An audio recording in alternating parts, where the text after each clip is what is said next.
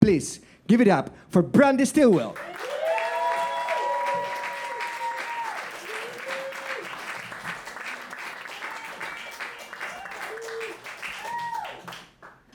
You guys, it was the late 1900s, turn of the century, in the outskirts of Wichita, Kansas. I was home from college, from the University of Kansas. It was between my sophomore and junior year. I was living with my mother. I was staying with my mother and my stepfather, but I was working at my father's office in Wichita, being a nepo baby. Yeah, that's right. What's up, State Farm Insurance? I was terrible at math, and I decided to get ahead of and some of my math credits. So I enrolled at Butler County Community College. And I was gonna go to an annex building that was on the edge of a town called Andover, which was like halfway in between. I was in my office attire when I was getting ready to go to night one of this math class. I left my father's office, I went to Taco Bell, and I grabbed my dinner. I was driving my mother's Ford Bronco because my car was in the shop like normal. I pulled into Butler County Community College Annex, realizing that I did not know a soul. I didn't know anyone here. And as I'm sitting in the driver's seat, I started to eat my Taco Bell. And that's when I noticed that people were looking at me. They were making eye contact with me. I can't have people that I don't know watch me eat. I don't want strangers to know that I eat food.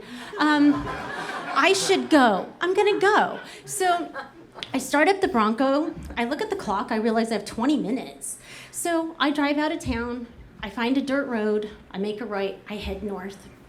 Now, I pull in between two wheat fields, and I start to enjoy my dinner. Taco Bell taco number 1 in my belly, complete. Taco Bell taco number 2, halfway done. I look at the clock, I'm like, oh, 10 minutes, I should get back.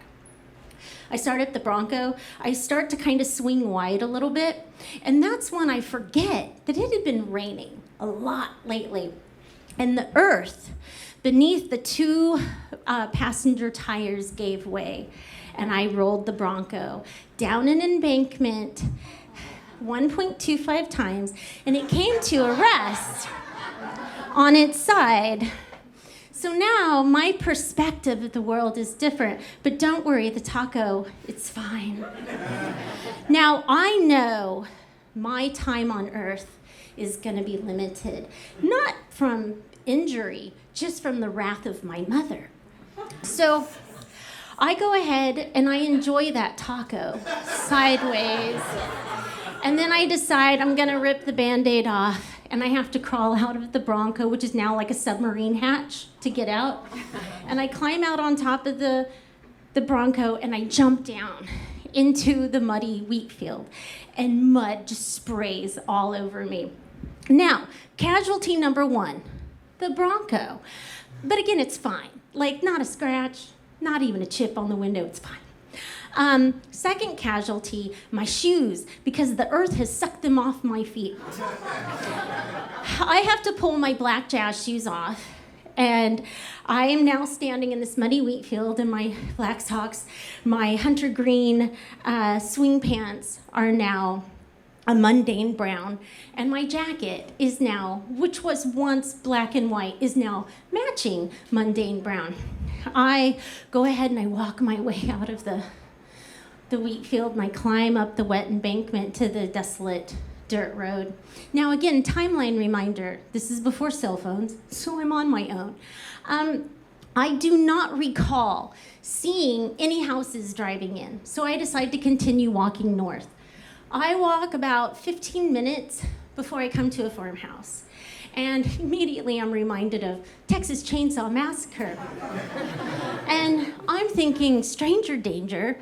But, you know, between being murdered by a machete, I want to say machete, an axe, and a chainsaw, or my mother, I'm like, girl, roll the dice. So I walk up to the door, I knock on it. An elderly lady answers. We're in the Midwest. She immediately, offers me to come in. And I decline, given my muddy situation. I tell her I'm having car trouble, and if I couldn't use her phone. She immediately returns with the longest landline that was attached somewhere in the house and hands me a yellow cradle phone. I call the only number that I know, my mother. Luckily for me, she's home. As I'm talking to her, she's like, wait, why aren't you in class? What number are you calling from? Where are you at? What did you do? Brandee, what did you do? Insert middle name. Brandee, what? Oh my God, where's the Bronco? Brandee, where's the Bronco? I'm like, he's taking a nap on his side in a wheat field. And my mom's like, ooh. I hear my stepfather in the background. And Dale, who used to own and operate his own electrical company, his little electrical business, he's like, I kind of explain where I'm at, and he is familiar with Butler County and Sedgwick, and he's like, I'll find you. We'll be there in 35, 40 minutes for leaving now. I thank the lady for the use of her phone, and I start my death march back to the Bronco.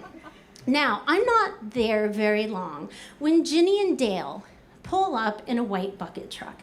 Now, Dale, my stepfather, he's about to have the best day of his life. He gets to go play in mud. He's not going to get in trouble. My mother, on the other hand, is glaring at me with the heat of 1,000 suns. And as we're standing on top of the dirt road looking down at the Bronco, we watch my stepfather drive down the road a little bit, and he comes back out at an angle where it's much shallower, and he goes out and you hear noises. There's like metal, hydraulics, more metal. And the entire time, I'm just standing there silent, and my mom's just glaring. In no time, Dale has popped the Bronco back upright, and he has towed it out. And he comes back, hands me the keys, and my mother turns to me and says, I gave birth to you. And I never let you out of my sight, so I know that you weren't switched at the hospital. But I am dumbfounded as how you belong to me. And I'm like, 'cause you're lucky, I guess. My stepfather, Dale, is like, hey, kiddo, why are you here? Why aren't you in class? And I just looked at both of them and I was like, 'cause I didn't want people to see me eat food. And then he just stood there for a second, and then he nodded and he's like, nah, tracks. So he goes and gets in the car, and my mom hands me a $5 bill. My mother is like, there is a manual car wash on the corner of 21st and Andover Road. It's $1.25 for each cycle. You are going to put it through 4 times, and don't you dare come home with any mud on that Bronco. And I'm like, okay.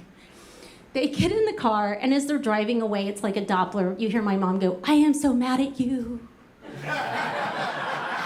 And so I drive to the manual car wash. I put $5 in. It immediately gives me 4 credits. And as soon as I fire up the hose, the back splash is insane. It's like a wave of mud. Because that Bronco was like a sushi roll, but instead of having like seaweed, it was mud. And now that mud is on me. It's in my hair, it's in my eyes, it's in my mouth, it's in my bra, it's probably in my vagina, I don't know. I'm covered. I literally look like Augustus Gloop from Willy Wonka and the Chocolate Factory when he went swimming in the chocolate river. And I'm like, I got this. So now the Bronco is spotless. I am not, but it's fine. I'm going home. It's fine. My day is over. I grab a towel from the back. I put it on the driver's seat. I start up the Bronco, and I pull up onto the blacktop road. And that's when I hear a noise. Ding. It's my gas light. Cool. This gas light tells me I have less than 20 miles to get gas in this car. However, I live at least 25 miles from home, so I get to make another stop. I drive 2 or 3 blocks, and I come upon a Quick Trip. It is lit up like a Christmas tree. I pull out into the very, very back, hoping no one will notice me. I'm a woman. I'm going to make myself small. So as I'm sitting in the driver's seat, I remember looking in the rearview mirror, and you could only see the whites of my eyes. And I'm pretending to be my own spirit animal, and I'm giving myself a pep talk, like, you can do this. And again, quick reminder, I look like Beatrice Kiddo from Kill Bill Volume 2 after she karate chops her way out of Paula Schultz's grave, cuts through the cemetery, and heads over to the cafe. So I get out of the Bronco, and immediately I hear whispers, commotion, pointing. People are prairie dogging, like, over the pumps to see what's going on. It's like they've just spotted a Sasquatch or a Yeti out in the wild, and I'm it. Now, again, timeline reminder, or this is how it was in Kansas. I don't know how it was anywhere else. But you could put your gas in the car first, and then you would go pay. And again, I didn't have a credit card or a debit card, so it was cash. So I start to put gas into the Bronco. And in the distance, I hear music coming. It's getting closer and louder and closer and louder. And I watch this candy apple red Mustang convertible, pretty blonde, in the passenger seat. And they pull up right next to where, just on the other side of the pump. And I'm like, oh, great. And just as I'm pulling the nozzle out of the Bronco and putting it into the pump, I accidentally make eye contact with the driver. And now in my head, I'm like, are you fucking kidding me right now? My heart sinks, it drops and explodes on the floor. It's my grade school crush. Now, I know this is being recorded, so I'm not gonna say his name, but I was madly in love with this boy from kindergarten to 7th grade. I used to write my name in cursive all over my notebooks. I used to write my first name and his last name. I used to write his name. I used to write his name in blue ink cursive on my floral bedspread. And I haven't seen him since the last day of 7th grade. So thanks, Jesus. What a great opportunity to have him show up now. As I'm like, again, pep talk, you got this, head held high. And I walk across the Quick Trip parking lot. I go into the convenience store. And I just smile and walk up to the cash register guy, and I'm like, 20 on 15, please, thank you. And of course, he looks terrified, like I'm gonna maul him. And I turn around, and as I'm walking out, I'm so close to my car, I'm so close. And I hear a male voice. It's my schoolboy crush. And he says, hey, Brandee Stilwell. And with all the confidence in the world, like I just won an Academy Award, I'm like, hey, what's up? And as I continue walking, I'm like so close to the door. My hand is so close to the doorknob. And all of a sudden I hear, let's call her Mustang Barbie, my schoolboy crush's girlfriend. I hear her say, oh my God, you know that? And I'm like, I get in the car, I close the door, and I'm like, I just got called a that. It tracks. So I start the car, pull out onto the blacktop, and I drive home. I cry my eyes out the entire time. When I get to the house, my mother is too afraid to ask me what. She doesn't bring up the Bronco incident because she knows something happened but doesn't know what it is.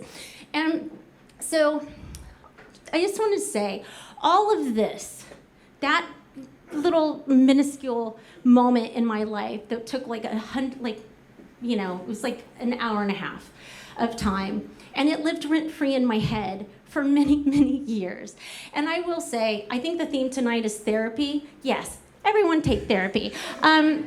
So I will happily say I've had many years of therapy, clearly.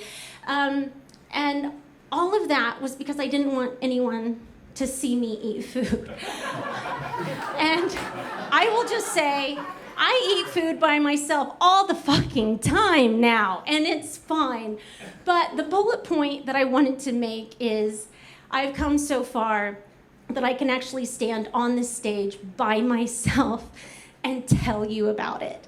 Thank you.